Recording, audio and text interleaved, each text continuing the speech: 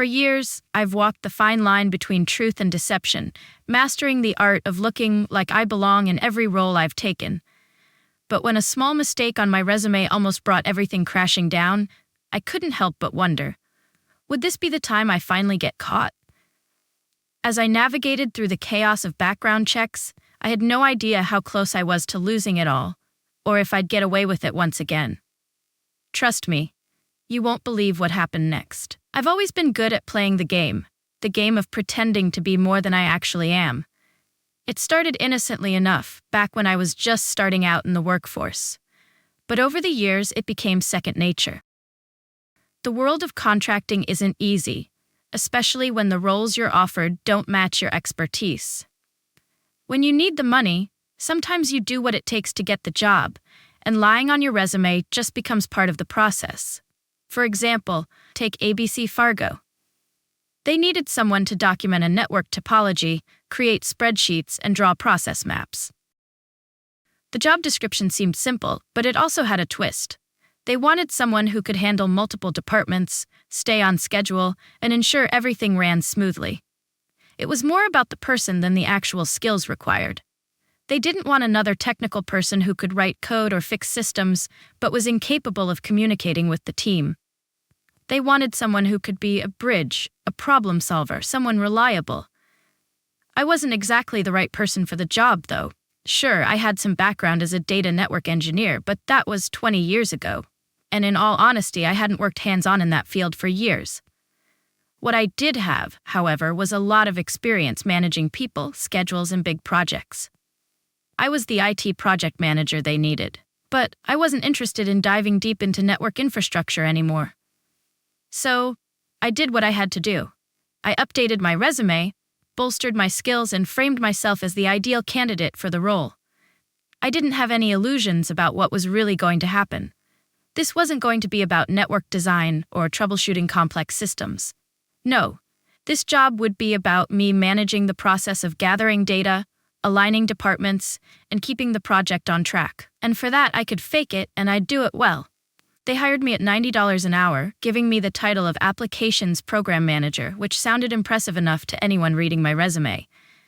The job description was long, filled with buzzwords and lofty goals, but as it turns out, that was all window dressing.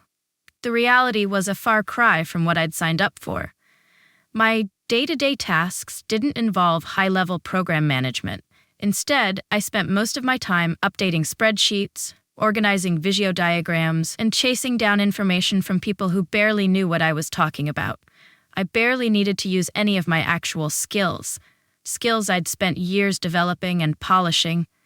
It was frustrating, yes, but the pay was good, and I was working remotely 3 days a week, so I couldn't complain too much. But what bothered me more than anything was the lack of challenge. Here I was, being paid well, but doing work that felt beneath me. I knew I wasn't growing professionally. The whole experience began to feel like I was trapped in a never-ending cycle of menial tasks, all while being paid handsomely for something that felt like a waste of my talents. Despite my internal frustration, I knew that I had to keep playing along. The money was good after all, and the clients didn't seem to care about the actual work being done, just as long as the work got done on time. But something about the situation gnawed at me, a feeling I couldn't shake off. I couldn't help but wonder, would I ever get the chance to do something meaningful again? Or would I be stuck in this cycle of pretending forever? The days blended together in a haze of spreadsheets and endless meetings, none of which ever seemed to matter much.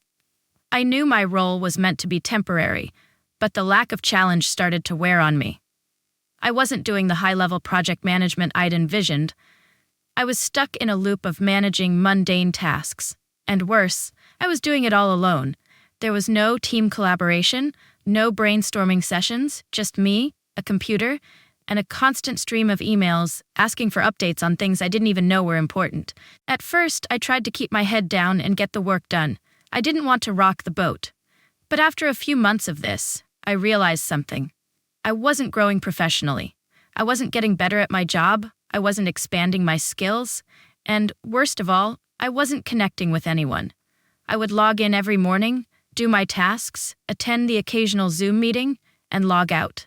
There was no sense of fulfillment. I found myself spending more time reflecting on what could have been than actually focusing on the work in front of me.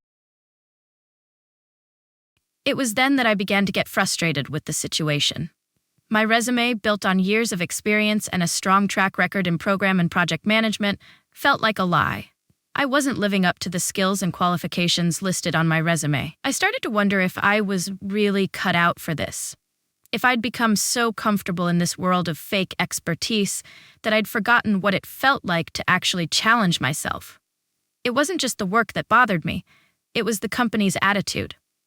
ABC Fargo had hired me to do a job, but they weren't truly invested in my career growth. They didn't care that I was stagnating. They were only interested in getting the work done, no matter how menial the tasks were. And in a way, I understood their position. They had been burned before by flaky technical people who couldn't communicate and didn't follow through. But what frustrated me was that they had essentially hired someone who was just going through the motions. As time passed, I realized the situation was starting to feel more like a dead end. I was stuck. I had no way out. I knew that the longer I stayed in this position, the harder it would be to get back into the career path I actually wanted, one that involved real, high-level project management, not just handling administrative tasks behind the scenes. But I couldn't walk away yet. The money was good. I was working remotely 3 days a week, and I wasn't in a rush to give up that flexibility. I could keep pretending, keep putting on the mask of an expert, even if it wasn't what I truly wanted. But as I continued, I couldn't shake the feeling that something had to change. I needed a way out. I needed to find a path back to the kind of work that had once excited me, the kind of work that had made me feel like I was contributing something meaningful. And so I began to think about how to make that change. How could I get out of this rut without drawing attention to my dissatisfaction? How could I leave this behind without making it seem like I was giving up? I had no answers yet, but I knew I couldn't keep lying to myself. I had to find a way forward, even if I didn't yet know what that path looked like. I knew the time had come for me to look for another job. The frustration had been building for months, and as much as I tried to convince myself that the money and remote work were enough, I couldn't ignore the growing sense of dissatisfaction. I needed something more fulfilling, something that would allow me to use the skills I had honed over the years. But I also knew the job market was competitive, and with the gap in my experience, I'd have to make some adjustments to my resume. So, I did what I'd always done when I needed to get my foot in the door. I tweaked things. I adjusted the dates to make it seem like I'd spent more time at my previous roles and less time out of work. I fudged the timeline a bit, not drastically, but just enough to make my employment look more stable. I didn't lie outright. I just made the gaps in between contracts appear shorter than they were. A few changes here and there, nothing too noticeable, but enough to make my application look more appealing to recruiters. As soon as I updated my resume, I sent it out to a few agencies. To my surprise, I received an interview request within a day. I had prepared myself for a slow search. After all, my recent job had barely involved the kind of responsibilities that would excite a hiring manager. But it seemed that the changes I'd made worked. Maybe it was the adjusted dates, or perhaps it was the way I had framed my experience. Whatever it was, the phone started ringing. The interviews came in fast and furious, one after another. I could already feel the excitement building inside me again. This was the break I had been waiting for. But then came the unexpected. The recruiter who had reached out to me began asking for more information than I'd anticipated. At first, it seemed like standard procedure: job titles, responsibilities, and dates. But then he began pushing for details that went beyond what I had provided in my resume. He asked for specific project examples, timelines, and asked me to walk him through the tasks I had claimed to have handled. I could feel the tension rising. I had prepared for the interviews, but I hadn't anticipated this level of scrutiny. I answered his questions as best I could, drawing on the experience I did have, but I couldn't help but feel nervous. Would he catch me in a lie? Would he notice the discrepancies in my resume? I kept reminding myself that I wasn't lying about the skills I had. Everything on my resume was something I could do. The only thing I had adjusted was the timeline and job titles, and even then, nothing was completely fabricated. I'd worked in the field, I just hadn't done exactly what the job description stated. But the recruiter wasn't satisfied. He pushed harder, asking for more evidence, more examples of my previous work. As I spoke, I could hear the doubt in his voice. Was I really the right person for the job, or was I just another candidate trying to get by on smoke and mirrors? The pressure was mounting. I started to second-guess myself, wondering if my little adjustments had been a mistake. What if they checked my references? What if someone else from my past roles gave them the truth and exposed the gaps in my story? I couldn't let that happen. I had to stay calm, stay composed. I needed this job. I couldn't afford to let my past mistakes catch up to me now. By the end of the call, the recruiter didn't seem convinced, but he didn't seem put off either. He thanked me for my time and said he'd get back to me soon. As I hung up, I could feel my heart pounding in my chest. Would I make it through this round, or would this be the moment I was finally caught? The email instructed me to provide certain documents to help verify my past employment, including pay stubs and W-2s. As much as I hated the idea, I knew I had no choice but to comply. But that wasn't the worst part. They also asked for access to my tax records. My stomach sank. I knew this meant they'd see everything: the double jobs, the overlapping periods, the way I had managed to survive. I had nothing to hide, but I didn't want to give them that level of access. It felt like an invasion of privacy. Still, I had to play along. I sent them the pay stubs and W-2s from the 2 jobs that seemed to be causing the trouble. I hoped it would be enough. As I hit send, a wave of dread washed over me. Was this the moment when everything would unravel? Would my past come back to haunt me? I couldn't do anything but wait. And so, I waited. The silence was unbearable. I knew I had done what I could, but now it was out of my hands. I had no control over what would happen next, and that was the hardest part of all.